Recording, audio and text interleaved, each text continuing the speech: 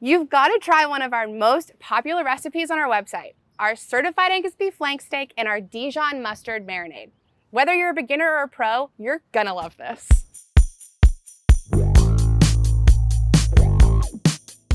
I mean it when I say you could be a total grill master or grilling your very first steak ever today.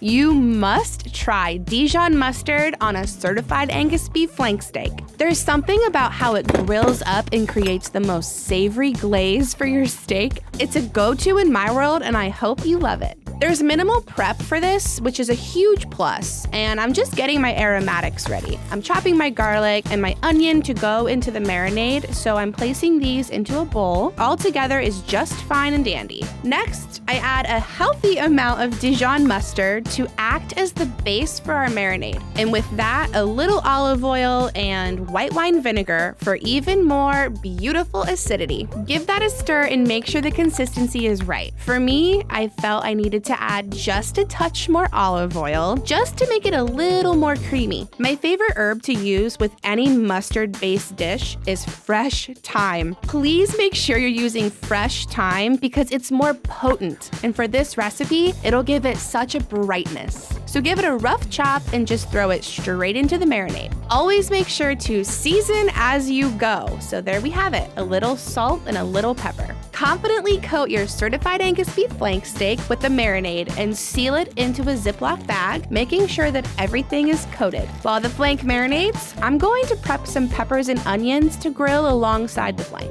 I love serving this cut of beef family style, so some chunky veg served alongside is always my go-to. If you're a fan of a really hearty vegetable like I am, all these peppers and onions need is a little bit of salt and pepper maybe, and the way that the grill cooks these through makes them the perfect consistency for any backyard cookout. Keeping the peppers and onions on the perimeter of the grill, they will grill up in the perfect amount of time for this flank to be finished. And also, your grill's already hot, so use up that real estate. Get something on there cooking. The flank is out of the bag and it's ready for its first sear. I love doing hash marks on a flank, so I'm gonna leave this for just about 3 minutes, and I'm giving the flank steak a quick rotation to create some really beautiful grill marks. This will be done in no time. Flank takes very little time to fully cook, which is yet another reason to love this cut. And look at that flip. Those grill marks are perfect, and this will take just a couple more minutes. Peppers and onions can come off and rest on the cutting board while we wait for the beef.